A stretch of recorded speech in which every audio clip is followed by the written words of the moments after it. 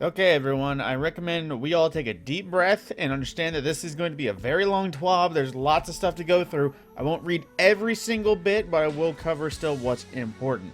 So right off the bat with our TWAB for February the 2nd of 2022, they basically cover the fact that Bungie is now a part of the Sony Interactive Entertainment, technically being bought by PlayStation. Theoretically, that includes the fact that it will still Destiny. Before you get worried, Destiny will not be a PlayStation exclusive. It will still be multi-platform. Bungie's will still maintain full creative control and publishing independency for the Destiny universe. And basically, supposedly, nothing's changing except the fact that there's going to be a PlayStation or Sony logo next to every Bungie trailer nowadays, which I still find annoying just because they used to be them, but then they left in that, weird business propositions. But then again, they do also mention that we reached over 1 million pre-orders of Witch Queens. That was something to congratulate. See all of you when it launches. And of course, they do reiterate the weapons and gear trailer that we covered the last Tuesday. I recommend if you would like to see a breakdown of the video, just check that up there. And as well as other things, they get into the start. So they introduced what the Enclave is, which is basically the location where we'll be doing all of our weapons crafting. Now they do mention that your quest begins early in the Witch Queen campaign. You'll be given an introduction to the quest that runs you through the ins and outs of crafting in the first and second missions of the Witch Queen, which will be free to all players. Everyone will get weapon crafting regardless of owning the expansion. Now, they do say that Guardians uncover the Deep Sight ability and be introduced to the Enclave. They will cover what the Deep Sight is, but they say we'll begin by starting to build our first glaive. So we'll be getting a glaive right off the bat, like in Forsaken when we got the bow after finishing like the first and second missions. Now, they will say all the necessary materials will be provided to craft our first glaives, and you'll also be given a short tutorial on how to find all these materials for future crafting, with a subset of weapons and archetypes being craftable from the start, but more to be added in the future. And I don't know if that means we'll unlock more things to craft along the time, or Bungie will add more things to craft in total, but to be seen. Now, we of course get another shot of the crafting process, and it says, in order to shape your tools of destruction, you'll need to do a little bit of research. Patterns are your first requirement. Some will be acquired through quest completions, while others can be earned by completing various gameplay objectives. Once you earn your desired pattern, it can be crafted at any time with the acquired materials.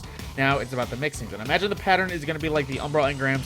If you focus it to a unique weapon, patterns are that, like, this is the come to pass, a high impact auto rifle. We'll need a pattern for this one before we can make it, but then once we have it, we can make it as long as we have materials.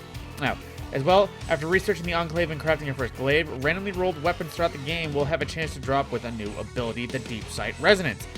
See this as a way to pick a perk. If you get a Deep Sight, which we will see with a red border, it basically gives you a brief objective to complete, and depending on the perks on the said resonance, where, let's say, with this case, we have Headstone, or it's a Deep Sight Resonance for Perpetual Motion, which is a reload booster or a stat booster for stability and that sort of thing.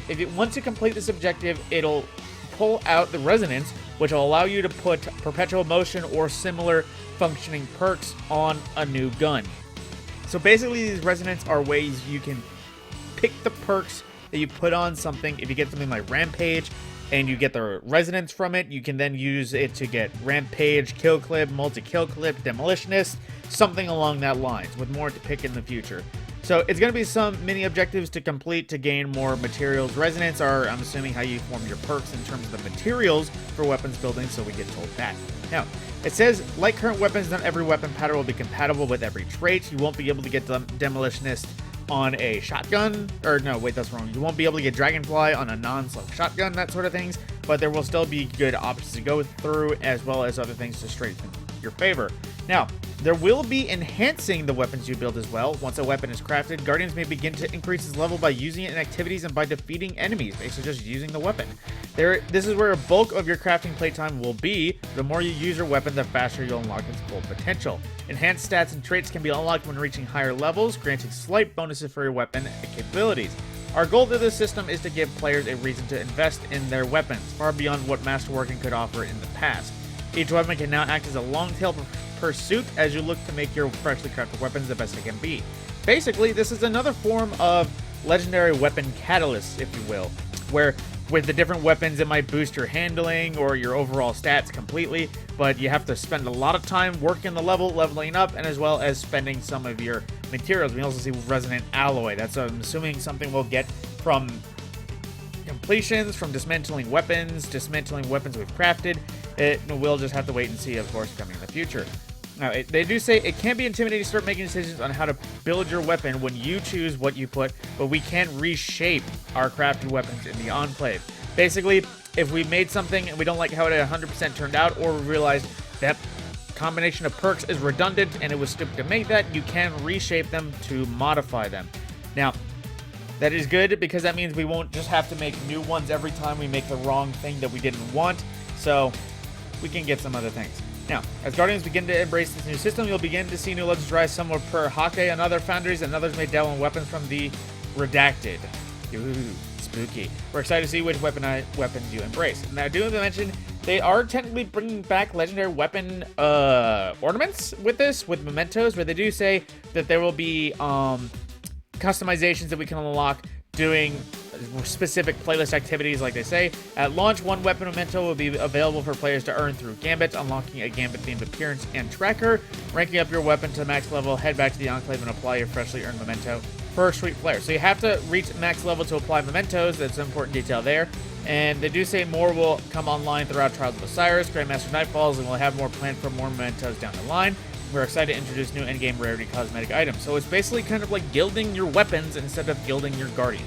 And they do also cover exotic crafting as well. They do say that the upcoming Osteo Striga exotic SMG and 3 class unique exotic glaives can also be crafted through the Enclave. Whether or not we'll see more things added like Hawkmoon or DMT, well, they are coming to Xur and they'll have unique rolls every week. It would also be good if we can craft these exotics to also amplify them.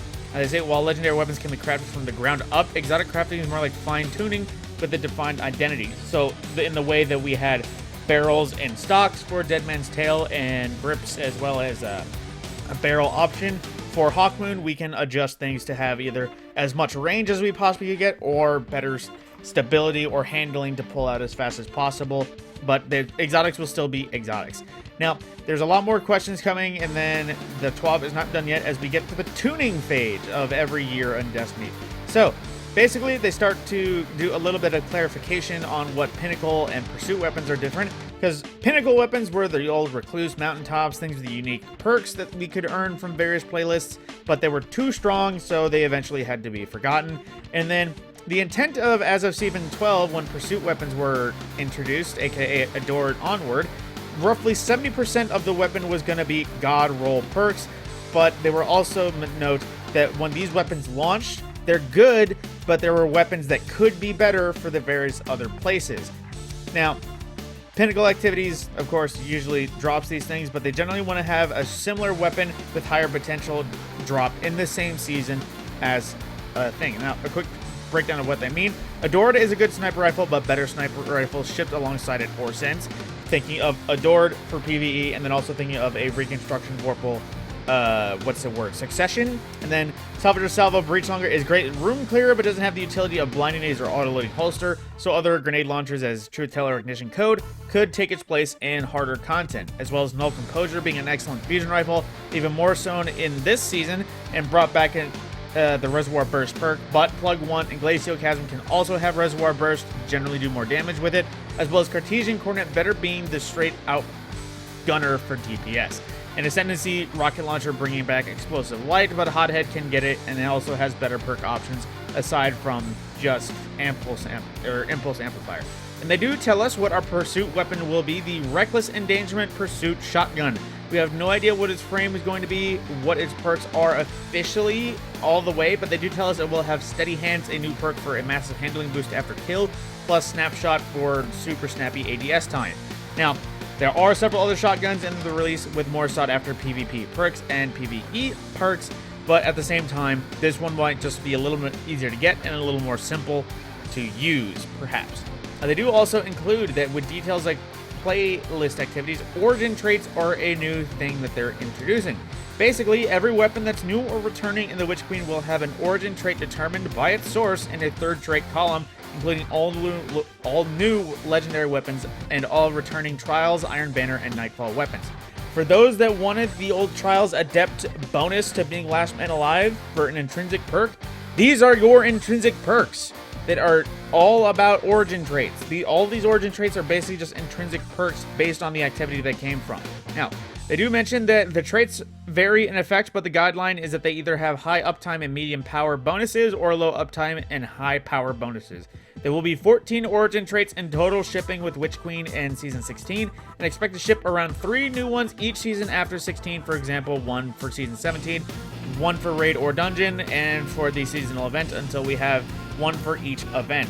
Now, when we refresh old weapons from a given source, for example, an existing raid or old pool of seasonal weapons, we may create a new origin trait at the same time. Some examples of origin traits are, for Trials of Osiris, the Alacrity. I'm pretty sure that's the only way, but basically gain increased reload stability and aim assist and range when you are the last living member of your fire team, basically celerity, as well as when you're running solo. For the definition, solo includes solo, lost sectors, and rumble. It gives a 20% reload speed, or 20 reload, 20 stability, 10 aim assist, and 10 range buff. For Nightfall Strikes, we can get stunning recovery from there, where it basically makes it so stunning champions is a little bit of boost to your magazine size, triggers health regeneration, improves recovery for a short rotation. Now for Crucible, One Quiet Moment grants increased reload speed when out of combat, so you can usually just reload whenever you're alone, like you always do. For Strikes, you get something like Vanguard Vindication, which basically makes it so that every weapon has lifesteal if you get that perk. Now, they do say at any time it makes sense due to the source activity, a weapon will have multiple origin traits selectable. For example, Nightfall weapons can select between Vanguard and Nightfall, as well as Trials of Osiris picking between Trials and Crucible. Pursuit weapons can select between Gambit, Vanguard, and Crucible traits, since it can be acquired from any of those activities. So, goody goody, we'll actually have a little bit more variety from our Pursuit weapons. It won't just be 2 different perk options as well as whatever mod. You can have 3 different varieties of origin perks based on wherever you get it from and however you want to play it. So, weapon foundries are making a return. You recall Hake, Amalon, Weist, and all those brands? Well, guess what? They're making a comeback in a big way. Now, this is a little bit of a lore talk about, just talking about them making a return. But in Season 16, replacing old world loot pools with 12 new weapons in the style of Destiny 2 Year 1 Foundry weapon sets. 3 weapons each from Suros, Amalon, and Hake, and Weist Foundries, plus 1 Foundry weapon for each for Vanguard, Crucible, and Gambit. Now, right in this picture, we see lots like the Valakadine, a Weist rapid-fire auto rifle, and a bunch of other weapons, which I don't know the names of right off the bat, but I can easily say their frames.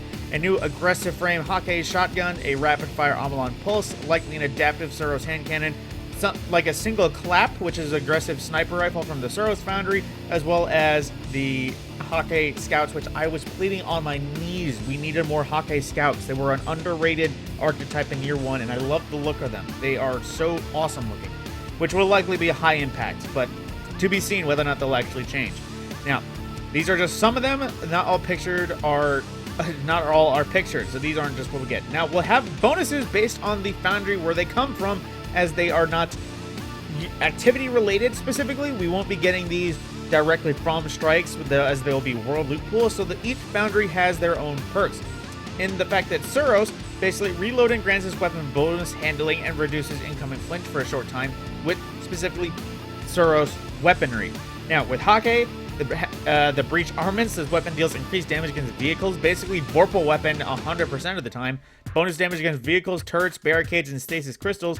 Turrets, including stasis turrets, and plus 50% to vehicles and 30% to structures and turrets. So that would be like Shriekers and Scorpius turrets, as well as other Guardian-based things. Now, Amalon Fluid Dynamics, this weapon has increased reload speed and stability for the top half of the magazine, which is a very unique one. It's basically the opposite of the rapid fire getting boosted reload at empty. Now, it does benefit stability, max plus 20, reload max plus 30, reduces as the magazine gets lower, and Vice Stinger, chance on damage to partially refill the weapon's magazine, which that will be very handy for the Valakadine. That chews through ammo pretty quickly. An extra 10 rounds or so is going to make a huge difference. In addition to the Foundry origin trait, each weapon's perk pools lean into that of the Foundry's identity. Big damage for Hake, yes. Consistency for Suro, ability tie-ins and weird stuff with Amalon. I love that they just say weird stuff. Never stop firing for Weist. Now, Upcoming for new playlist, we're going to be getting a new shotgun for, what's it called? Strikes, which could be slug, could just be vertical frame. It's hard to say just because Suros has been kind of weird about it. And things that were once slugs are no longer slugs and that kind of thing. As well as an Amalon hand cannon for Crucible and a Hockey auto rifle dropping from Gambit coming soon next week. We don't know specifically what everything is going to be about these, as they do have some range. This is likely to be high impact, but it's to be seen. This is likely to be slug, but to be seen. This is likely to be adapted, but to be seen. Now, Foundry weapons that drop from a source aside from the world loot pool can switch between the Foundry trait and the source trait, so we'll be able to get a Gambit source trait or a Hockey source trait. This doesn't imply that the Foundry weapons will be common outside of the world pool. For example, a roll on the new Gambit Hockey high-impact auto rifle, Herod C, might look like this: corkscrew rifling and polygonal, armor-piercing rounds and flared magwell, perpetual motion focus fire, and then Invader Tracker Gambit origin trait, or Hockey breach armament Hockey origin trait. Which, holy crap, it would be awesome if just using a Gambit-themed weapon gives us an Invader Tracker for whenever we're defending. That's going to be awesome. Now, of course, a Kill Tracker and Range Masterwork, but that's normal things. We know you haven't brought back all your favorite Foundry weapon types, but don't worry, you can expect to see Weapon Foundries receiving new additions each season for the following year with Witch Queen. More fun surprises, which, yes, thank you, Bungie. These Weapon Foundries were so underrated during year one because everyone hated the double primary system. I swear, if we had these Foundries nowadays, people would be ecstatic. But there we go. We got Valkyries back. A single clap for the single clap. Now, some changes coming about. Kill trackers were once a reason to masterwork a weapon, but we now see no reason to grade these behind masterworking. They'll be present by default on all weapons that ship in Forsaken and later. Basically, everything that is year 2 onward will have just built-in kill trackers. Exotic primaries prior to Forsaken will be updated in a later release. So, yes, this means masterworking should no longer be seen as mandatory, as we expect the plus 10 to a weapon stat or plus 10 to a primary stat, plus 3 to other stats for cadets. It's only matter dedicated to PvP players. You hear that, PvP players? You're the only ones wasting your money. As well, we have no specific plans to change masterworking at this stage, but will be revisited later. Note that we did discuss getting the origin trait behind masterworking, but ultimately this wouldn't have achieved the goal of weapon differentiating from non-masterwork weapons. Following in the Army team's footsteps, weapon mods for legendary weapons are now free and instant to insert. Thank you. Another bonus awesome just change. We believe that many pain points around special weapon ammo are exacerbated by how easy it is to currently acquire special ammo. While we touched in the past, we're making a further adjustment now. Players now only drop 1 special ammo on death or equivalent, no matter how much they were carrying, as long as they weren't completely empty. Every green brick is only worth 1 round, basically. The maximum you can pick up off a special brick is 1 for a shotgun, fusion rifle, or sniper rifle, or equivalent for other weapons. Scavenger mods add to this as normal, so scavenger mods still work, but we'll be evaluating their place in the Crucible in the future. Players quickly found another way to execute the quick swap glitch, so we fixed another animation cancel. Now, Archetypes, this is the big tuning, what they're going to be changing. Now, with Season 15, fusion rifle rework had a lot of parts, rapid fire precision, adaptive fusions came out of this different, but all quite strong, but high impact fusions are hurting. We've definitely seen all of fusion rifle subfamily occupy different roles, and we want to maintain this large difference in charge time to keep these distinct for now. We're nudging damage to make it easier for these to land kills at range in PvP.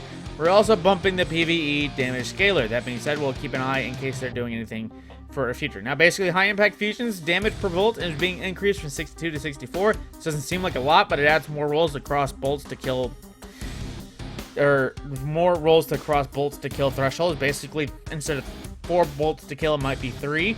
And increased high impact fusion rifle damage in PvE from 15% to 20%. So high impact got a little bit of a buff.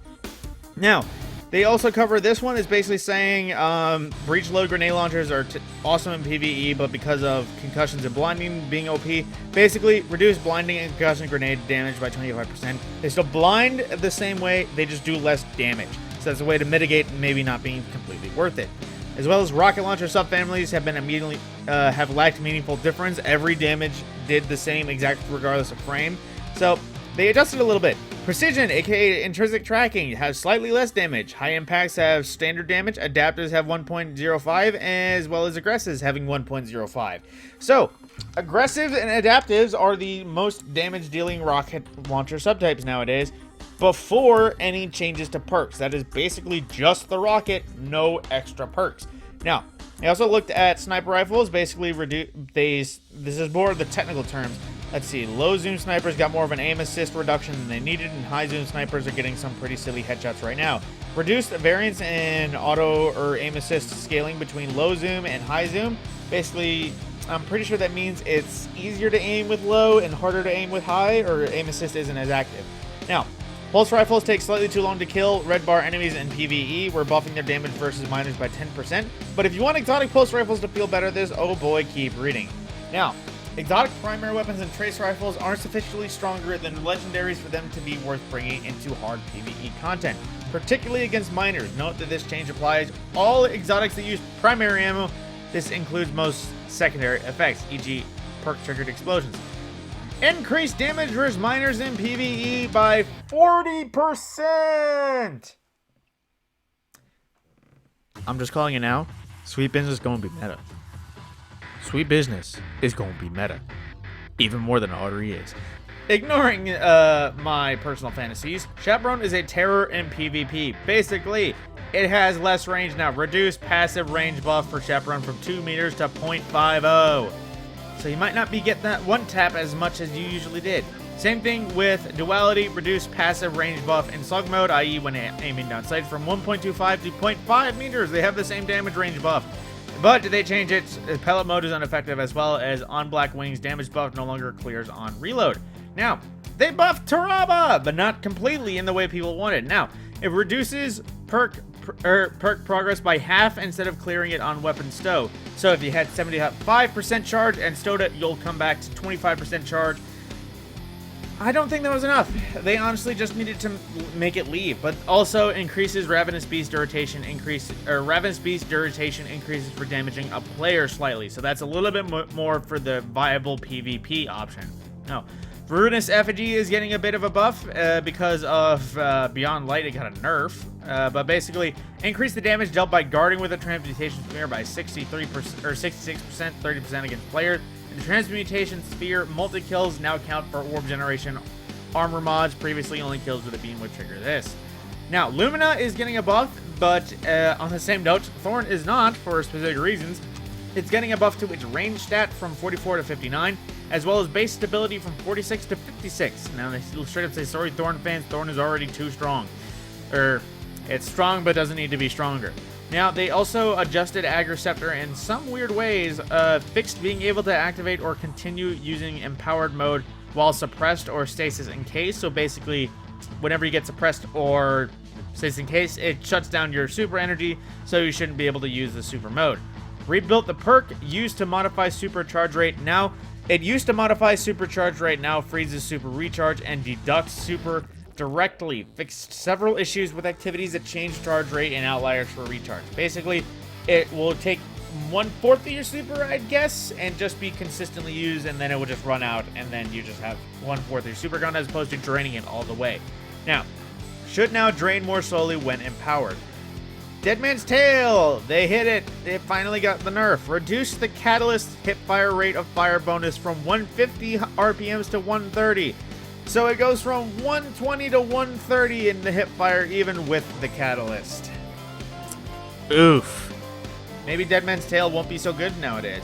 Now, Lawrence Driver, basically, Lawrence Driver and Arbalest, they're really hard to counter in PvP for obvious reasons, so they got more flinched. It's going to get a little bit more flinch. And Forerunner got a buff to its ammo economy. Increased ammo picked up from special ammo bricks from 2 to 3. And from 4 to 5 with the scavenger mod. Before you go, but they just decreased the ammo. That was for fusion rifles, shotguns, and slugs. Or shotguns and sniper rifles.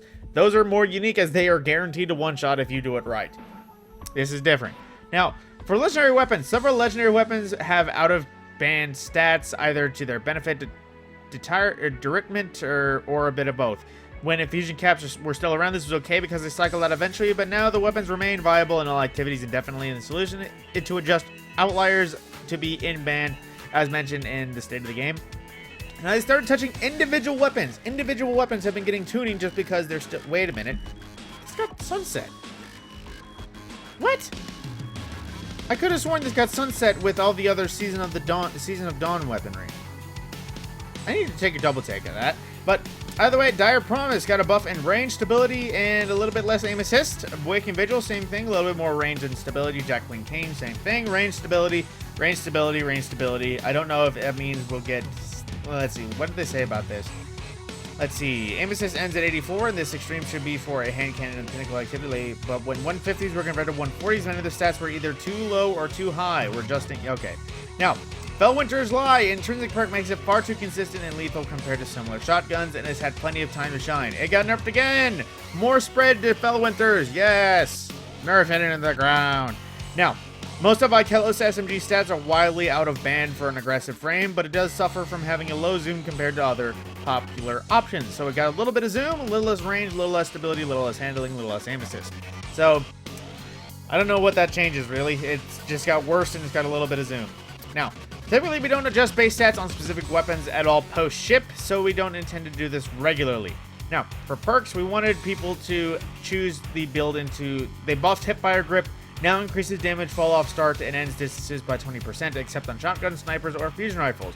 Adagio got a buff. Its duration increased from 5 seconds to 7. Increased damage bonus except on bows and fusions. Important bit. From 25% to 30. Now adds range in general. Permanent. And adds a timer to the buff text to make it easier to tell when it's going to expire. Dual loader is okay on paper, but in practice, reload speed is pretty painful. So its reload stat negative bonus has been reduced, or negative, their reload stat debuff from 50 to 35, so using dual loader will be a little bit better nowadays. Danger Zone felt pretty risky to use in some cases, resulting in a lot of the self-damage, so things with Danger Zone, specifically their grenade launchers combined with other scalars, reduced. Now, that should hopefully make it so that Danger Zone is not such a danger to use. Now, tap the trigger on fusion rifles only. You know why it's on this fusion rifle only. On fusion rifles only, reduce stability bonus for tap the trigger from 40 to 10. Changed max recoil angle scalar from 0.5 to 0.875. And changed error angle scalar from 0.9 to 975. Unchanged in all other weapons. So screw you, all the people that were abusing it on main ingredient. That was annoying. Now, Headseeker, basically, for various pulse rifles, I extended the buff for Headseeker from 0.7 to 0.3. And Eager Edge. All y'all that like flying, get ready. It got nerfed, unfortunately. Reduced lunge distance but benefit while airborne by 25%. Now caps maximum player airborne velocity to a fairly high value while active. So you can still fly, or at least do a little bit of weird, wonky crap, but it won't be really good. Now, they don't want a fresh raid to be broken with Eager Edge, so they're adjusting that. They might just disable Eager Edge weapons outright when the raid launches. Now, occasionally we shelve perks because they're not working for some reason, too strong, too weak, and this means we won't put them on weapons in the future unless we change the perk. In many cases, we'd rather put design, but basically, these perks are being shelved. Bottomless Grief and Celerity both were attempts to inject some uniqueness into Trials of Osiris and Nightfall weapons, which are now doing with origin traits. So you will no longer get something new with Bottomless Grief and Celerity, as well as you will no longer get Underdog, Shield Disorient, or Air Assault on any new weaponries nowadays. So don't expect to look for them. Air Assault will be getting a change, but Now, in the near future, a set of PvP-focused weapon changes, including new ways for players to build flinch resistance, balanced tuning for primary weapons, looking at pulse rifles, lightweights in particular, special weapon tuning, snapshot feeling mandatory, and sniper rifles sucks. Another PvP special ammo economy change as needed. Adjusting how zoom outliers, both high and low, affect the performance of a subset of weapons, i.e. the scope column should not be the most important thing on a weaponry. Looking at all you PvP reviewers that insist on high range scopes, this could take various forms, but the intent is to bring both high and low outliers towards the average to the overall benefit of the weapon archetype. We're also adjusting several much requested exotics along with legendary perks. Cheers to Proctor and the team with that massive info dump. Yes, please. All that information, always appreciated. Now, Year of the Tiger, of course, the Lunar New Year stuff. There will be some limited time events to pick up. Recommend you do it.